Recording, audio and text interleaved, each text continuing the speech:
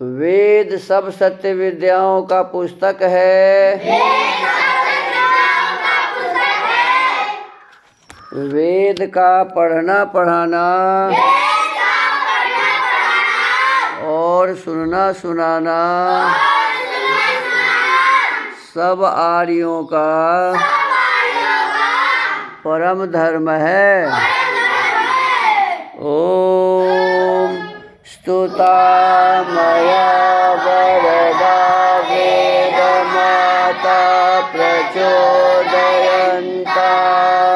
पावनानि द्विजानाम् आयो प्राणं प्रजां पशुं कीर्तिं द्रविणं ब्रह्मवचसं मह्यं दत्त्वा व्रजत ब्रह्मलोकम्।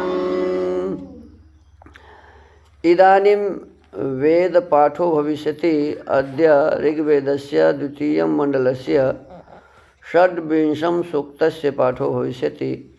पाठमानमन्त्रस्य ऋजुरिच्छंसो इत्येतानि प्रथमानि पदानि सन्ति। अब वेद पाठ होगा। आज ऋग्वेद के दूसरे मंडल के 26वें सूक्त का पाठ किया जाएगा। पाठ किए जाने वाले मंत्र के ऋजुरिच्छंसो ये प्रारंभिक पद हैं। इस सूक्त के ऋषि हैं गृत्समदः देवता ब्रह्मणस्पति। छंद 1-3 का जगती, 2-4 का निश्चित जगती। स्वर है निषादः। ओम ऋजुरिच्छंसो वनवद्वनुष्यतो देवयन्निददेवयन्तमभ्यसत् सुप्राविरिद् वनवत्प्रीत्सु दुष्टरं यज्वे दयज्योर्विभजाति भोजनम्। ओम यजस्वीरा प्रवीविः मनायतो भद्रं मनः कृणुष्व वृत्रतुर्ये हविष्कृणुष्व सुभगो यथा शशि ब्रह्मणस्पतिरव आवृणीमहे। ओम स इज्जनेन स विशा स जन्मना स पुत्रैर्वाजं भरते धनानिभिः देवानां यः पितरमा विवासति श्रद्धा मना हविषा ब्रह्मणस्पतिम्। ओम यो अस्मै हव्यैर्घृतवद्भिरविधत्प्रतं प्राचानयति ब्रह्मणस्पतिः उरुष्यति मंहसो रक्षति ऋषोमहोश्चिदस्मा उरुचक्रिरद्भुतः। अथ श्रद्धा सूक्तम्।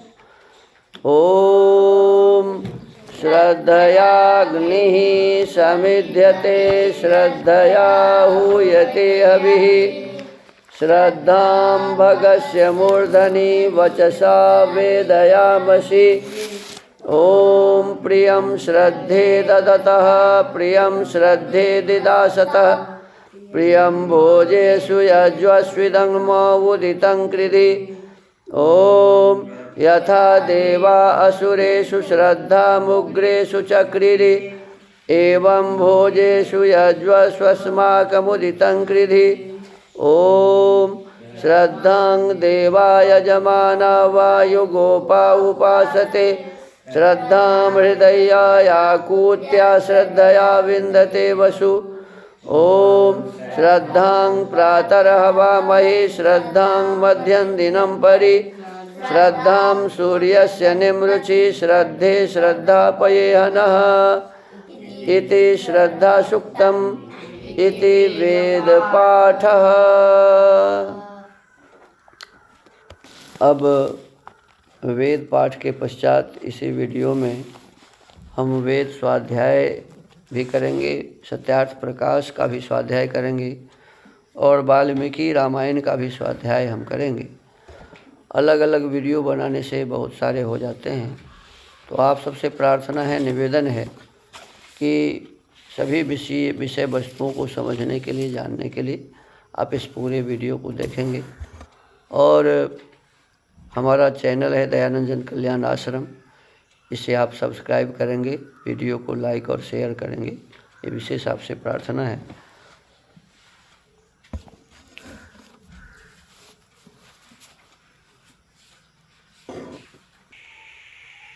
इदानीं वेद स्वाध्यायो भविष्यति। अद्य यजुर्वेदस्य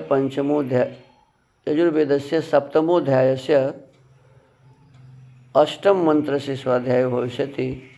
स्वाध्यायमान मंत्रस्य इंद्र वायु इमे इत्येतानि प्रथमानि पदानि सन्ति। अब वेद स्वाध्याय होगा।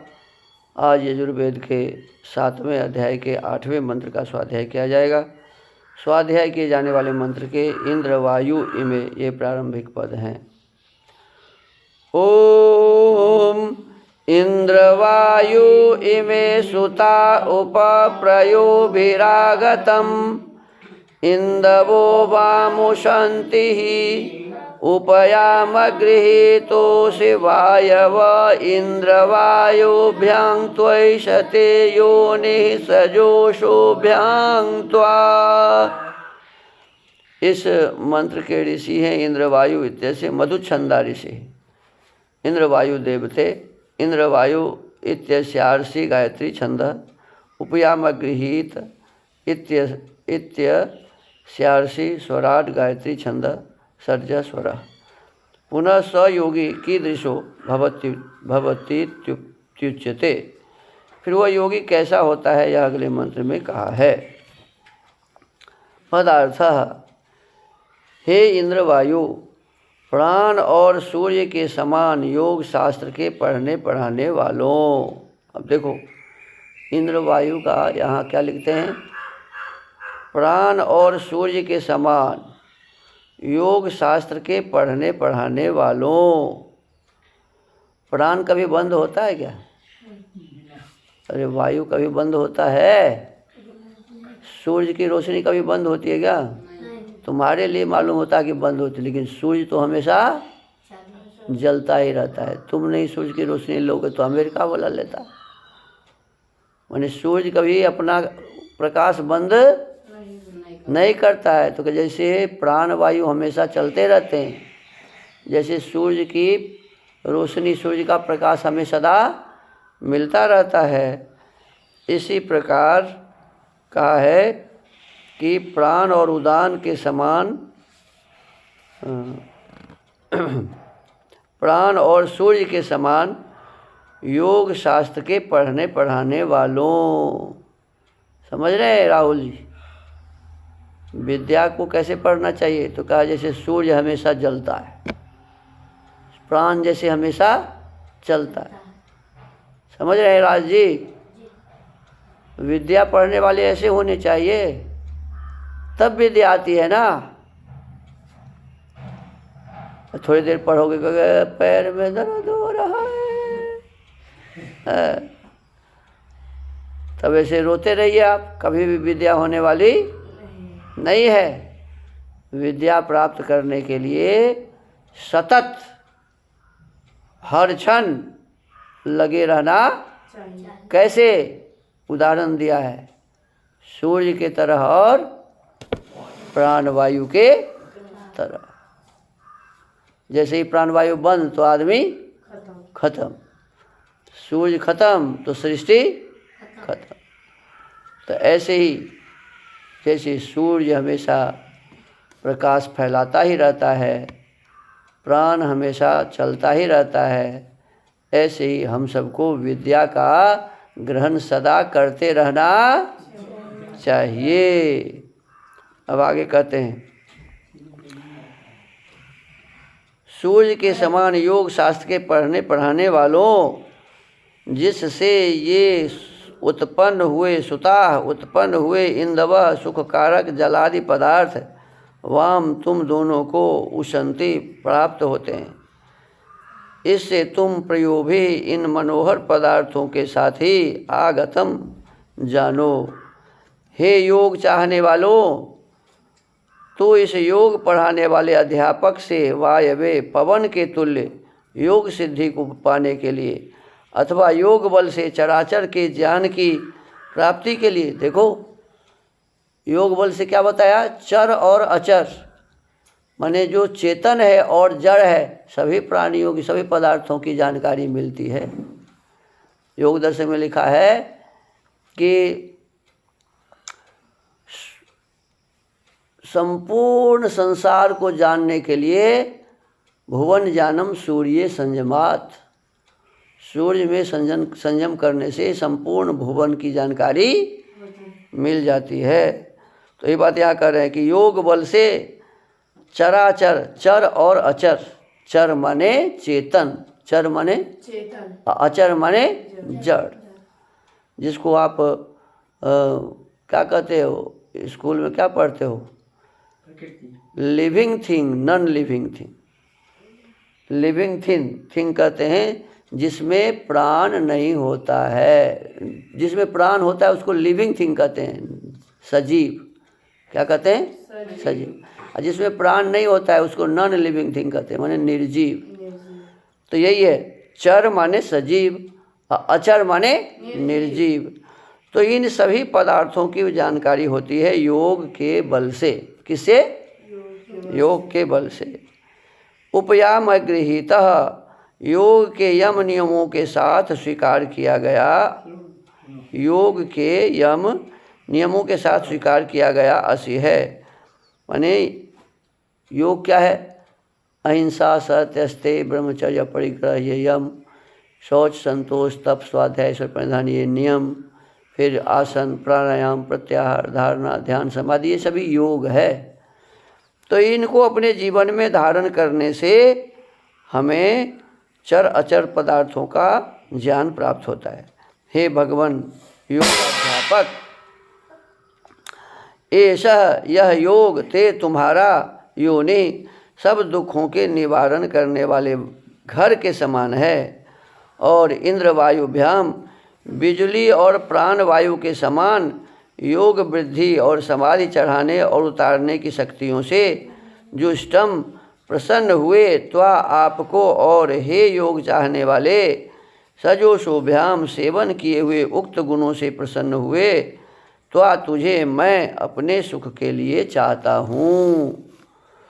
भावार्थ, वे ही लोग पूर्ण योगी और सिद्ध हो सकते हैं जो कि योग विद्याभ्यास करके ईश्वर से लेके पृथ्वी पर्यंत पदार्थों को साक्षात करने का यत्न किया करते और यम नियम आदि साधनों से युक्त योग में रम रहे हैं, और जो इन सिद्धों का सेवन करते हैं वे भी इस योग सिद्धि को प्राप्त होते हैं, अन्य नहीं।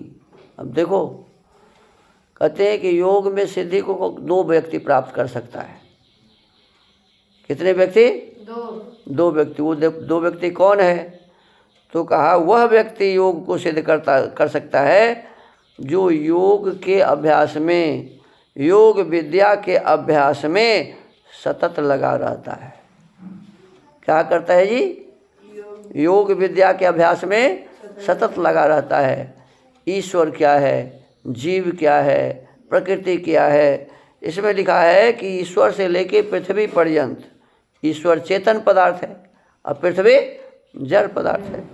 इन सभी पदार्थों को जो साक्षात्कार करता है, माने सब पदार्थों को जो ठीक ठीक समझने का प्रयत्न करता है, ऐसे ही व्यक्ति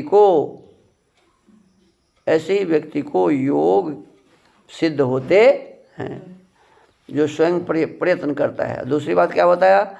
जो सीखा हुआ व्यक्ति है, जो योग की सिद्धि किए हुए हैं, ऐसे सिद्धों का सेवन करने से, माने विद्वानों के पास रहने से भी योग की सिद्धि होती है। विद्वानों का मतलब क्या हुआ? गुरुजनों के पास, जो इस विद्या को जानते हैं। तो ऐसे गुरुजनों से भी जब हम विद्या प्राप्त करते हैं, उनके पास रहते हैं, तो हमें योग की सिद्धि मिलती है। यही 2 उपाय है, या तो गुरु जी के पास बैठ के पढ़ो, और नहीं तो जो हमारे पूर्वजों ने शास्त्र आदि बनाए हैं, वेद आदि, उनके माध्यम से पढ़ो, जानो, समझो। स्वाध्याय के मतलब से स्वाध्याय करके और गुरुजनों के संसर्ग से सीख करके हम योग विद्या को उसकी सिद्धि कर सकते हैं। यम नियम आदि के पालन को करते हुए अपने इस जीवन को सुंदर बना सकते हैं, योगी बना सकते हैं। ये विशेष रूप से आज के इस वेद स्वाध्याय में हम सब ने जाना है। आज इस वेद के स्वाध्याय के क्रम को यहीं विराम देते हैं और आप सबसे प्रार्थना है कि अब आगे हमारा सत्यार्थ प्रकाश का स्वाध्याय होगा, तो सत्यार्थ प्रकाश के स्वाध्याय के क्रम में भी आप जुड़ें। हम इसी वीडियो में सत्यार्थ प्रकाश की बातें भी बताई जाएंगी, तो आप इसे पूरा देखें। और निवेदन है कि हमारे इस चैनल को, दयानंद जन कल्याण आश्रम चैनल को सब्सक्राइब करें, वीडियो को लाइक और शेयर करें, जिससे अधिक से अधिक लोग हमारे इस कार्य से परिचित हो सकें। ओम। महर्षि दयानंद सरस्वती जी ने सत्यार्थ प्रकाश की रचना की है और इस सत्यार्थ प्रकाश के 5वें समोल्लास का हम सभी स्वाध्याय कर रहे हैं। विषय संन्यास का चल रहा है। ये 5वां अध्याय वानप्रस्थ और संन्यास के लिए ही लिखा गया है। तो संन्यास के संबंध में बताया गया था कि जो ब्रह्मचर्य से संन्यास लेवेगा उसका निर्वाह कठिनता से होगा और काम का रोकना भी अति कठिन है। इसलिए गृहस्थाश्रम वानप्रस्थ होकर जब वृद्ध हो जाए तभी संन्यास लेना अच्छा है, प्रश्नकर्ता कहते हैं। स्वामी जी कहते हैं जो निर्वाह न कर सके, इंद्रियों को न रोक सके, वह ब्रह्मचर्य से संन्यास न लेवे। कहते हैं जो अपने इंद्रियों को वश में न कर सके, ब्रह्मचर्य जिसका स्थिर न रह सके, तो ऐसे व्यक्ति संन्यास न लेवे, ब्रह्मचर्य से सीधा संन्यास न लेवे।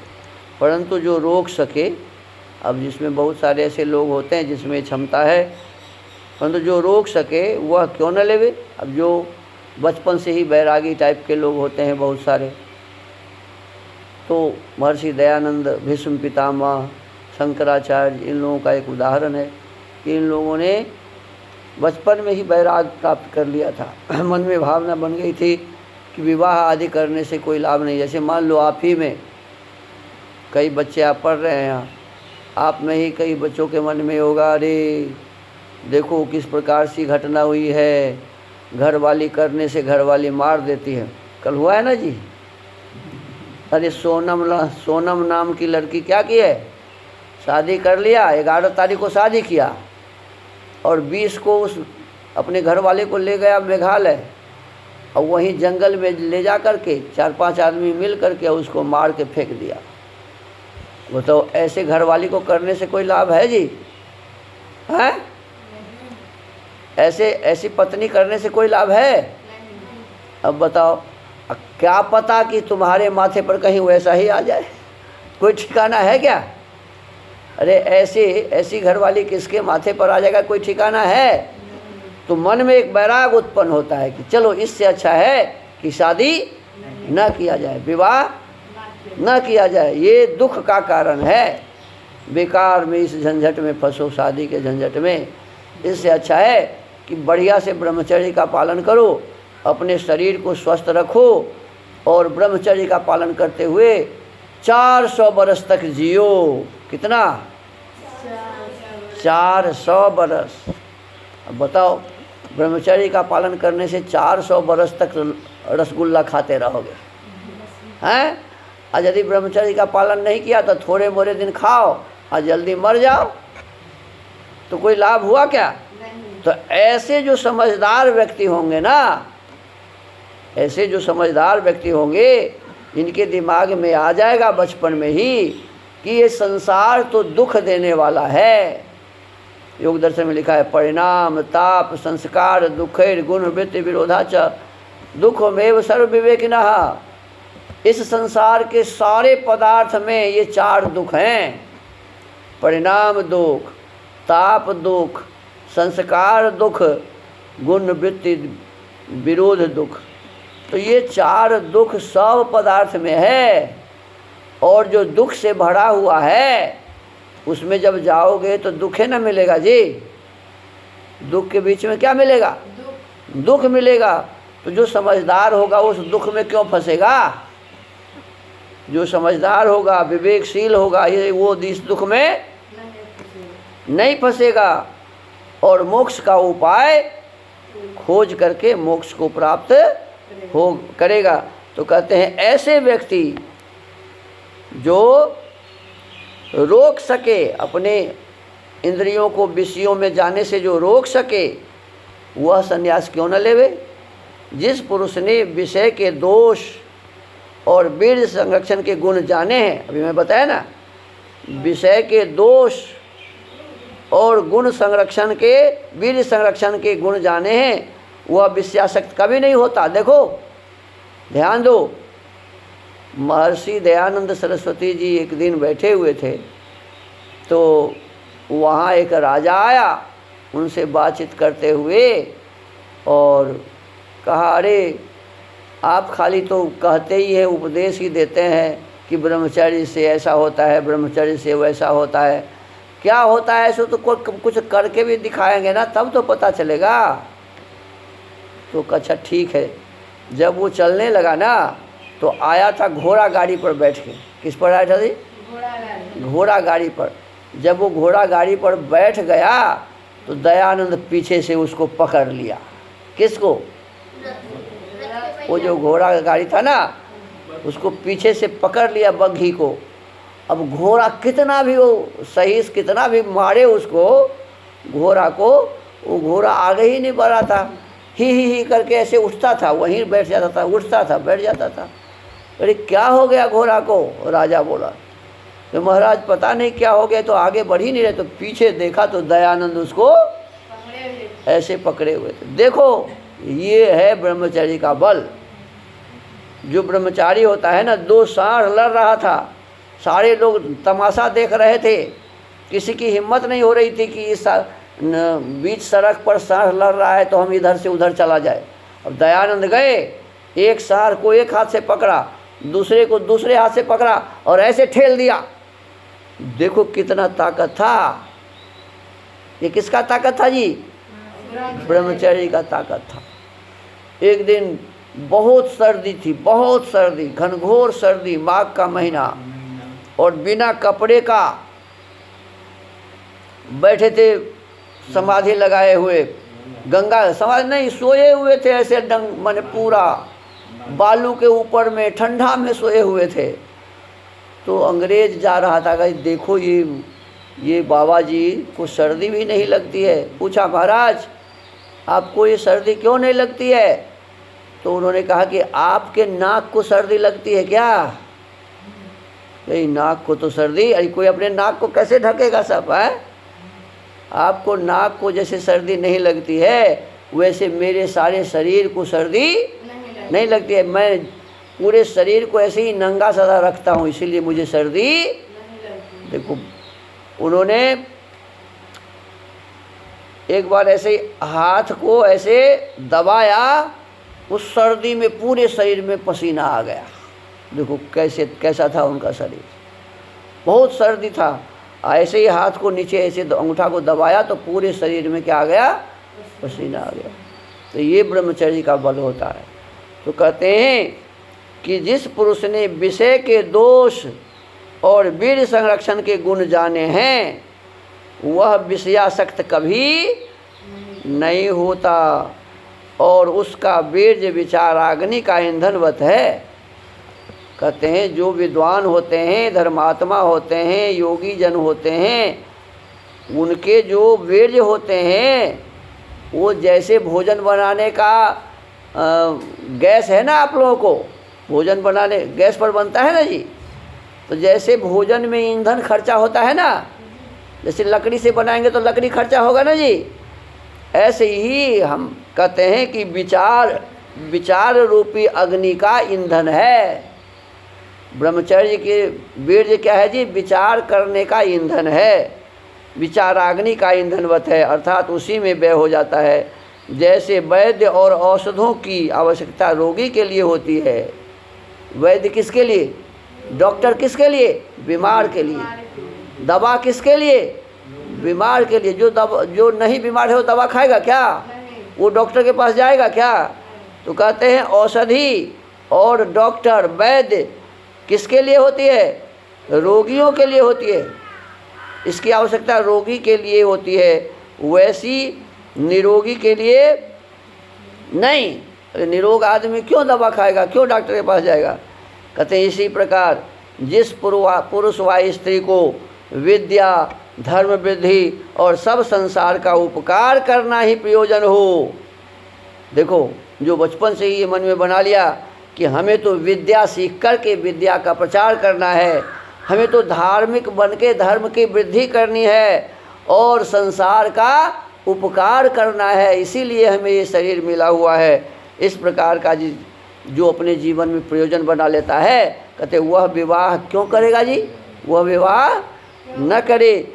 जैसे पंच शिखारी पुरुष और गार्गी आदि स्त्रियां हुई थी, इसलिए सन्यासी होना अधिकारियों को उचित है। और जो अनधिकारी सन्यास ग्रहण करेगा तो आप डूबेगा, औरों को भी डुबावेगा। तो ऐसे डूबने और डुबाने वाला काम नहीं करना चाहिए। जैसे सम्राट चक्रवर्ती राजा होता है, वैसे परिव्राट सन्यासी होता है, राजा से भी बढ़कर होता है। कहते हैं विद्वत्वं च निपत्वं च नैव तुल्यं कदाचन स्वदेशे पूज्यते राजा विद्वान सर्वत्र पूज्यते। ये चाणक्य नीति शास्त्र का वचन है। कहते हैं विद्वान और राजा की कभी तुल्यता नहीं हो सकती, क्योंकि राजा अपने राज्य ही में मान और सत्कार पाता है और विद्वान सर्वत्र मान और प्रतिष्ठा को प्राप्त होता है। इसलिए विद्या पढ़ने, सुशिक्षा लेने और बलवान होने आदि के लिए ब्रह्मचर्य सब प्रकार के उत्तम व्यवहार सिद्ध करने के अर्थ गृहस्थ। देखो, ब्रह्मचर्य क्यों लें? तो कहते हैं विद्या पढ़ने के लिए, सुंदर शिक्षा के लिए, बलवान बनने के लिए हमें ब्रह्मचारी बनना चाहिए। और गृहस्थी क्यों बने? तो कहते सब प्रकार के उत्तम व्यवहार को सिद्ध करने के लिए गृहस्थी बने। फिर विचार, ध्यान और विज्ञान बढ़ाने, तपश्चर्या करने के लिए वानप्रस्थ में जाएं। किसके लिए? विचार करने के लिए, ध्यान करने के लिए, विज्ञान को बढ़ाने के लिए, तपश्चर्या करने के लिए वानप्रस्थ में जाएं। और वेदादि सत्य शास्त्रों का प्रचार, धर्म व्यवहार का ग्रहण और दुष्ट व्यवहार के त्याग, सत्योपदेश और सबको निसंदेह करने आदि के लिए संन्यास आश्रम करें। संन्यास आश्रम है, परंतु जो इस संन्यास के मुख्य धर्म सत्योपदेश आदि नहीं करते, वे पतित और नरकगामी हैं। देखो, खाली कपड़ा रंगा लिया और गांव-गांव घूम के मांगते फिरता है, खाता पीता है, बस और कोई काम नहीं करता। कहते हैं वह यदि सत्य का उपदेश नहीं करता है, लोगों को अज्ञान अंधकार से दूर नहीं करता है, तो वह पतित है। क्या है? पतित है, नरकगामी है, नरक में जाएगा। इससे सन्यासियों को उचित है कि सदा सत्योपदेश क्या करे? सत्य का उपदेश, शंका समाधान। यदि कोई आदमी कोई प्रश्न पूछता है तो उसके शंका का समाधान करे। वेदादि सत्य शास्त्रों का अध्यापन, वेद आदि जितने भी वेद, उपवेद, ब्राह्मण ग्रंथ, 6 वेद के अंग, 6 वेद के उपांग, फिर क्या कहते हैं 11 उपनिषद, मनु स्मृति आदि, ये जितने भी ग्रंथ हैं सभी सत्य ग्रंथों का अध्यापन माने पढ़ावे और वेदोक्त धर्म की वृद्धि प्रयत्न से करके सब संसार की उन्नति किया करे। ये किसका काम है जी? सन्यासियों का। किसका? सन्यासियों का।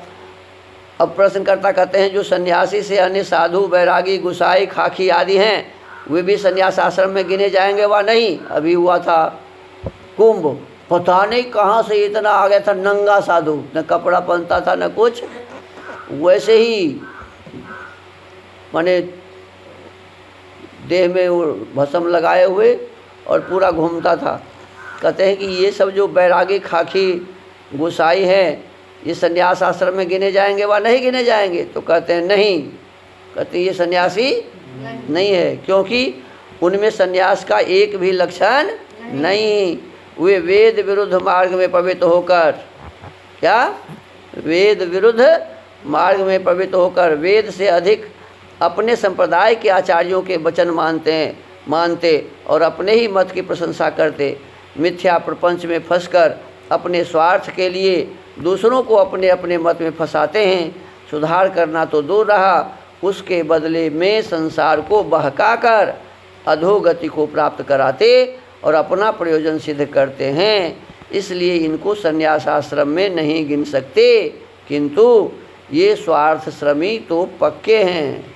सन्यासी नहीं है, क्या है? स्वार्थ श्रमी। क्या कहा? स्वार्थ श्रमी है, इसमें कुछ संदेह नहीं। जो स्वयं धर्म में चलकर सब संसार को चलाते हैं। क्या कहा? जो स्वयं धर्म में चलकर सब संसार को धर्म में चलाते हैं। जो आप और सब संसार को इस लोक अर्थात वर्तमान जन्म में, परलोक अर्थात दूसरे जन्म में स्वर्ग अर्थात सुख का भोग करते कराते हैं, वे ही धर्मात्मा जन सन्यासी और महात्मा हैं। देखो, महात्मा भी वही हैं और सन्यासी भी वही हैं। कौन? जो सबको धर्म में चलाता है, जो वर्तमान जन्म में और परलोक जन्म में स्वर्ग रूपी सुख को प्राप्त कराता है, भोग करता और कराता है। ऐसे ही धर्मात्मा जन सन्यासी और महात्मा हैं। आई कहते या संक्षेप में सन्यास आश्रम की शिक्षा लिखी। अब इसके आगे राज प्रजा धर्म विषय लिखा जाएगा। इस प्रकार से 5वां समूल्लास समाप्त हुआ। इति श्रीमद् दयानंद सरस्वती स्वामी कृते सत्यार्थ प्रकाशे सुभाषा विभूषिते वानप्रस्थ संन्यासाश्रम विषये 5वां समूल्लास संपूर्णः। तो इस प्रकार सत्यार्थ प्रकाश का 5वां समूल्लास संपन्न हुआ। सबको नमस्ते, ओम। आगे वाल्मीकि रामायण की कथा हम करेंगे। आप सबसे निवेदन है कि इस वीडियो को शेयर करें, लाइक करें और दयानंद जन कल्याण आश्रम जो यूट्यूब चैनल है इसको सब्सक्राइब करें, जिससे अधिक से अधिक लोग इस विषय वस्तु से परिचित हो सकें। हमारा ये प्रतिदिन का नियम है। महर्षि दयानंद सरस्वती जी द्वारा रचित सत्यार्थ प्रकाश के पश्चात अब हम सभी वाल्मीकि रामायण का स्वाध्याय करेंगे। महर्षि वाल्मीकि जी ने इस रामायण की रचना की है और इसके बालकांड का हम सभी स्वाध्याय कर रहे हैं। बालकांड का आज 2सप्ततितमः सर्गः 72वां सर्ग प्रारंभ होगा। इससे पूर्व हम सब ने जाना कि पहले महर्षि वशिष्ठ जी के द्वारा महाराज दशरथ के कुल का वर्णन किया गया और फिर महाराज जनक के द्वारा अपने कुल का वर्णन किया गया। इसमें इन्होंने बताया कि निमि नाम के एक प्राचीन काल में एक परम धर्मात्मा राजा हुए थे। निमि नाम के एक परम धर्मात्मा राजा हुए थे और उन्हीं के माध्यम से उन्हीं के एक पुत्र हुए जिनका नाम था मिथि। क्या नाम था? मिथि उनके पुत्र हुए और मिथि के पुत्र हुए उदावसु।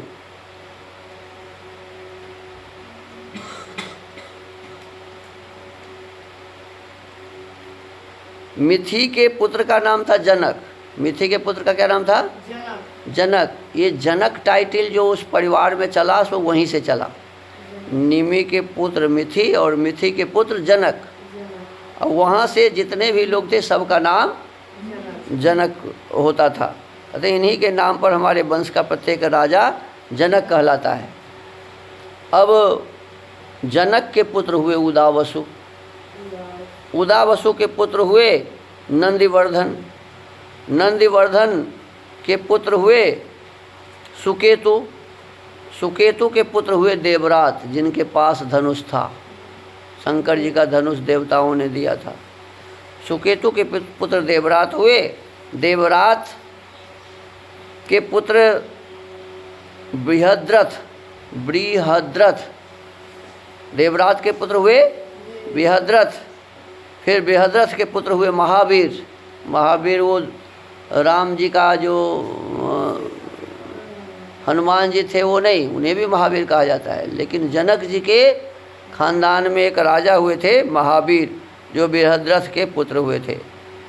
और महावीर के पुत्र हुए सुधृति, सुधृति के पुत्र हुए धृष्टकेतु, और धृष्टकेतु के पुत्र हुए हर्यश्व। धृष्टकेतु के पुत्र कौन हुए? हर्यश्व। हर्यश्व के पुत्र हुए मरु। मरु के पुत्र हुए प्रतिंधक, और प्रतिंधक के पुत्र कीर्तिरथ। राजा कीर्तिरथ हुए। राजा कीर्तिरथ के पुत्र का नाम देवमीढ़ था। देवमीढ़ के पुत्र विबुध, और विबुध के पुत्र महिध्रक हुए। महिध्रक के पुत्र का नाम था कीर्तिरात। महिध्रक के पुत्र का नाम राजा कीर्तिरात। और कीर्तिरात के पुत्र जो हुए उनका नाम था महारोमा। क्या नाम था? महारोमा। और महारोमा के जो पुत्र हुए उनका नाम था स्वर्णरोमा। महारोमा के पुत्र का नाम स्वर्णरोमा। और स्वर्णरोमा के पुत्र हुए हरस्वरोमा। स्वर्णरोमा के पुत्र कौन हुए? हरस्वरोमा। और हरस्वरोमा के पुत्र का नाम था, कहते हैं हरस्वरोमा के दो पुत्र थे। हरस्वरोमा के दो पुत्र थे। उन दोनों पुत्र में कहते हैं कि मैं बड़ा हूँ। जो जनक अपने पुत्री की शादी कर रहे हैं वो कहते हैं कि मैं बड़ा हूँ और मेरा छोटा भाई है कुशध्वज। और कहते हैं कि ये कुशध्वज मैं ही इसे पालता था, मैं बहुत बढ़िया से इसे रखता था। मेरे पिताजी स्वर्गवासी हो गए, माने हरस्वरोमा स्वर्गवासी हो गए, तो मैं ही इस परिवार को देख रेख करता था। लेकिन एक बार ऐसा हुआ कि सुधन्वा नाम का एक राजा मेरे ऊपर चढ़ाई कर दिया। सुधन्वा मेरे राज्य पर चढ़ाई कर दिया और कहा कि तुम्हारी जो बेटी सीता है उसे मुझे दे दो। वो कहाँ का था? तो सांकास्य देश का। कहाँ था जी? सांकास्य देश का था। उससे लड़ाई करके मैंने उसे मार डाला। किसे मार डाला? सुधन्वा को। और फिर सांकास्य देश का राजा अपने भाई कुशध्वज को बना दिया। और वहीं से अभी मेरे भाई यहाँ आप लोगों के बीच में पधारे हैं। और उन्होंने ये निश्चय कर लिया, महाबाहो प्रभु आज मघा नक्षत्र है, राजन आज के तीसरे दिन उत्तरा फाल्गुनी नक्षत्र में वैवाहिक कार्य कीजिएगा। आज श्री राम और लक्ष्मण के अभ्युदय के लिए गो, भूमि, तिल और सुवर्ण आदि का दान करना चाहिए, क्योंकि वह भविष्य में सुख देने वाला होता है। लेकिन उनको तो खाली दुखे मिलता रहा जी। अब आगे 2सप्ततितमः सर्ग हमने कहा है, तमुक्तवन्तं वैदेहं विश्वामित्रो महामुनिः उवाच वचनं वीरं वसिष्ठ सहितो निपम। विदेह राज जनक जब अपनी बात समाप्त कर चुके तब वशिष्ठ सहित महामुनि विश्वामित्र उन वीर नरेश से इस प्रकार बोले, अचिंत्यान्य प्रमेयानि कुलानि नरपुंगव इक्ष्वाकूणां विदेहानां नैषां तुल्योऽस्ति कश्चन। नरश्रेष्ठ, इक्ष्वाकु और विदेह दोनों ही राजाओं के वंश अचिंतनीय हैं। दोनों के ही प्रभाव की कोई सीमा नहीं है। इन दोनों की समानता करने वाला दूसरा कोई राजवंश नहीं है। सदृशो धर्म संबंध सदृशो रूप संपदा राम लक्ष्मण यो राजन सीता चोर मिलया सह। कह राजन, इन दोनों कुलों में जो यह धर्म संबंध स्थापित होने जा रहा है सर्वथा एक दूसरे के योग्य है। रूप वैभव की दृष्टि से भी समान योग्यता का है, क्योंकि उर्मिला सहित सीता श्री राम और लक्ष्मण के अनुरूप हैं। माने भगवान राम के लिए सीता और लक्ष्मण के लिए उर्मिला की बातें पहले ही कह चुके हैं महाराज जनक जी। वक्तव्यम च नरश्रेष्ठ श्रूयतां वचनं मम भ्राता यवीयान धर्मज्ञ एष राजा कुशध्वज अस्य धर्मात्मनो राजन रूपेण प्रतिमं भुवि सुताद्वयं नरश्रेष्ठ पत्न्यर्थं वर्यामहि भरतस्य कुमारस्य शत्रुघ्नस्य च धीमतः वरेते सुते राजंस्तयोरर्थे महात्मनो। नरश्रेष्ठ, इसके बाद मुझे भी कुछ कहना है, आप मेरी बात सुनिए। कौन कह रहे हैं? विश्वामित्र जी कह रहे हैं। विश्वामित्र जी कह रहे हैं महाराज जनक को, राजन आपके छोटे भाई जो ये धर्मज्ञ राजा कुशध्वज बैठे हैं, इन धर्मात्मा नरेश के भी 2 कन्याएं हैं। देखो विश्वामित्र जी को सब पता था किसके पास क्या है। जो इस भूमंडल में अनुपम सुंदरी हैं और वो भी बहुत सुंदरी है। नरश्रेष्ठ भूपाल, मैं आपकी उन दोनों कन्याओं का कुमार भरत और बुद्धिमान शत्रुघ्न, इन दोनों महामनस्वी राजकुमारों के लिए इनकी धर्म पत्नी बनाने के उद्देश्य से वरण करता हूँ। कहा कि जब शादी हो ही रही है 2 भाई की, तो 2 भाई को काहे छोड़ दीजिएगा। एक ही साथ जन्म भी हुआ है चारों की, तो एक ही साथ विवाह भी हो जाना चाहिए। 2 बेटी आपकी है, 2 आपके भाई की है, उधर से चारों भाई और इधर से चारों बहन। तो कहते हैं इनको मैं वरण करता हूँ। पुत्रा दशरथस्य में रूप यौवनशालिनः लोकपाल समाह सर्वे देवतुल्य पराक्रमाः। राजा दशरथ के ये सभी पुत्र रूप और यौवन से सुशोभित, लोकपालों के समान तेजस्वी तथा देवताओं के तुल्य पराक्रमी हैं।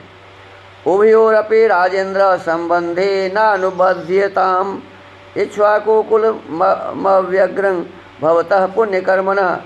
राजेंद्र, इन दोनों भाइयों भरत और शत्रुघ्न को भी कन्यादान करके आप इस समस्त इक्ष्वाकुकुल को अपने संबंध से बांध लीजिए। आप पुण्यकर्मा पुरुष हैं, आपके चित्त में व्यग्रता नहीं आनी चाहिए, अर्थात आप यह सोचकर व्यग्र न हो कि ऐसे महान सम्राट के साथ मैं एक ही समय 4 वैवाहिक संबंधों का निर्वाह कैसे कर सकता हूँ। मैंने खर्चा वर्चा ज़्यादा होगा, तो इसके लिए मत आप सोचिए। विश्वामित्र वचः श्रुत्वा वसिष्ठस्य मते तदा जनकः प्राञ्जलिर्वाक्य मुवाच मुनिपुंगवो। वशिष्ठ जी की सम्मति के अनुसार विश्वामित्र जी का यह वचन सुनकर उस समय राजा जनक ने हाथ जोड़कर उन दोनों मुनिवरों से कहा। ने ये वशिष्ठ जी का भी इसमें हाथ था, तो दोनों विचार करके ही बोले होंगे।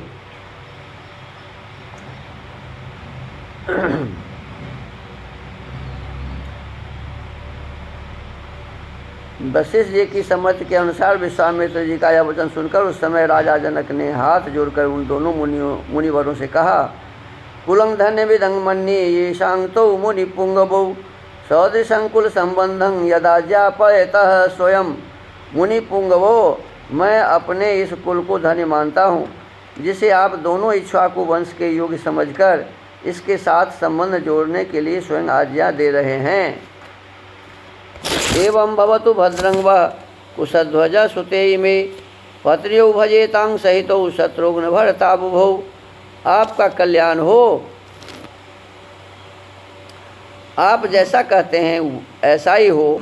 ये सदा साथ रहने वाले दोनों भाई भरत और शत्रुघ्न कुशध्वज की इन दोनों कन्याओं में से एक एक को अपनी अपनी धर्मपत्नी के रूप में ग्रहण करें। अब कह दिए, मैंने राजा जनक ही कह दिए, तो छोटे भाई कुशध्वज थोड़े नहीं कहेंगे। एकाहना राजपुत्रीणां चतस्रेणां महामुने पाणीन् गृहन्तु चत्वारो राजपुत्रा महाबला। महामुने, ये चारों महाबली राजकुमार एक ही दिन हमारी चारों राजकुमारियों का पाणी ग्रहण करें। उत्तरे दिवसे ब्रह्मन् फल्गुनीभ्यां मनीषिणः वैवाहिकं प्रशंसन्ति भगो यत्र प्रजापति। ब्रह्मन अगले 2 दिन फाल्गुनी नामक नक्षत्रों से युक्त हैं। इनमें पहले दिन तो पूर्वा फाल्गुनी है और दूसरे दिन अर्थात परसों उत्तरा फाल्गुनी नामक नक्षत्र होगा, जिसके देवता प्रजापति भग तथा अर्यमा हैं। मनीषी पुरुष उस नक्षत्र में वैवाहिक कार्य करना बहुत उत्तम बताते हैं। देखो, सबसे उत्तम दिन में विवाह हुआ था। एवं मुक्त्वा वचः सौम्यं प्रत्युत्थाय कृतांजलि उभौ मुनिवरौ राजा जनको वाक्यमब्रवीत्। इस प्रकार सौम्य मनोहर वचन कहकर राजा जनक उठकर खड़े हो गए और उन दोनों मुनिवरों से हाथ जोड़कर बोले, परो धर्मः कृतो मह्यं शिष्योऽस्मि भवतोस्तथा इमान्यासन मुख्यानि आश्रितांग मुनिपुंगवो। आप लोगों ने कन्याओं का विवाह निश्चित करके मेरे लिए महान धर्म का संपादन कर दिया। मैं आप दोनों का शिष्य हूँ। मुनिवरों, इन श्रेष्ठ आसनों पर आप दोनों विराजमान हो। यथा दशरथस्येयं तथा अयोध्यापुरी मम प्रभुत्वे नास्ति संदेहो यथार्हं कर्तुमर्हत। आपके लिए जैसी राजा दशरथ की अयोध्या है वैसी यह मेरी मिथिलापुरी भी है। आपका इस पर पूरा अधिकार है, इसमें संदेह नहीं। अतः आप हमें यथायोग्य आज्ञा प्रदान करते रहें। तथा ब्रूवती वैदेहे जनके रघुनंदन राजा दशरथो हृष्ट प्रत्युवाच महीपतिम। विदेहराज जनक के ऐसा कहने पर रघुकुल का आनंद बढ़ाने वाले राजा दशरथ ने प्रसन्न होकर उन मिथिला नरेश को इस प्रकार उत्तर दिया। युवामसंख्येय गुणौ भ्रातरौ मिथिलेश्वरौ ऋषियो राजसंघाश्च भवद्भ्यामभिपूजिता। मिथिलेश्वर, आप दोनों भाइयों के गुण असंख्य हैं। आप लोगों ने ऋषियों तथा राज समूहों का भलीभांति सत्कार किया है। स्वस्ति प्राप्नुहि भद्रं ते गमिष्यामः स्वमालयम् श्राद्ध कर्माणि विधिवद् विधास्य इति चाब्रवीत्। आपका कल्याण हो, आप मंगल के भागी हो। अब हम अपने विश्राम स्थान को जाएंगे। वहाँ जाकर मैं विधि पूर्वक नांदी मुख श्राद्ध का कार्य संपन्न करूँगा। देखो, विवाह में क्या कर रहे हैं? श्राद्ध कर रहे हैं। नांदी मुख श्राद्ध का कार्य संपन्न करूँगा, यह बात भी राजा दशरथ ने कही। तमापृष्ट्वा नरपतिं राजा दशरथस्तदा मुनीन्द्रौ तौ पुरस्कृत्य जगामाशु महायशः। तदनंतर मिथिला नरेश की अनुमति ले महायशस्वी राजा दशरथ मुनि श्रेष्ठ विश्वामित्र और वशिष्ठ को आगे करके तुरंत अपने आवास स्थान पर चले गए। स गत्वा निलयं राजा श्राद्धं कृत्वा विधानतः प्रभाते काल्यमुत्थाय चक्रे गोदानमुत्तमम्। डेरे पर जाकर राजा दशरथ ने अपराह्न काल में विधि पूर्वक अभ्युदयिक श्राद्ध संपन्न किया। विवाह से पहले क्या किया जी? श्राद्ध संपन्न किया। तत्पश्चात रात बीतने पर प्रातः काल उठकर राजा ने तत्कालोचित उत्तम गोदान कर्म किया। गवां शतः सहस्रं च ब्राह्मणेभ्यो नराधिपः एकैकशो ददौ राजा पुत्रानुद्दिश्य धर्मतः। राजा दशरथ ने अपने एक एक पुत्र के मंगल के लिए धर्मानुसार 1-1 लाख गौएं ब्राह्मणों को दान की। मैंने 4 पुत्र की शादी थी तो कितने गाय दान किए? 4 लाख। एक पुत्र के लिए 1 लाख, 4 लाख गाय दान किए। सुवर्ण श्रृंगयः संपन्ना सवत्साः कांस्य दोहना गवां शतसहस्राणि चत्वारि पुरुषर्षभः वित्तमन्यच्च सुबहु द्विजेभ्यो रघुनंदन ददौ गोदानमुद्दिश्य पुत्राणां पुत्रवत्सलः। उन सब के सींग सोने से मरे हुए थे। किसके? सभी गाय के सींग सोने से मढ़े हुए थे। उन सब के साथ बछड़े थे। ऐसा नहीं था कि किसी का बछड़ा नहीं था, माने दूध देने वाली सब गाय थी। और कांसे के दूध पात्र थे, दूध दूहने के लिए पात्र भी दिया, कांसे का था। इस प्रकार पुत्र वत्सल रघुकुल नंदन पुरुष शिरोमणि राजा दशरथ ने 4 लाख गौओं का दान किया तथा और भी बहुत सा धन पुत्रों के लिए गोदान के उद्देश्य से ब्राह्मणों को दिया। स्वसुतैः कृत गोदानैर्वृतः सन्नृपतिस्तदा लोकपालैरिवाभाति वृतः सौम्यः प्रजापति। गोदान कर्म संपन्न करके आए हुए पुत्रों से घिरे हुए राजा दशरथ उस समय लोकपालों से घिरकर बैठे हुए शांत स्वभाव प्रजापति ब्रह्मा के समान शोभा पा रहे थे। तो आज के इस वाल्मीकि रामायण के स्वाध्याय को यहीं विराम देते हैं। ओम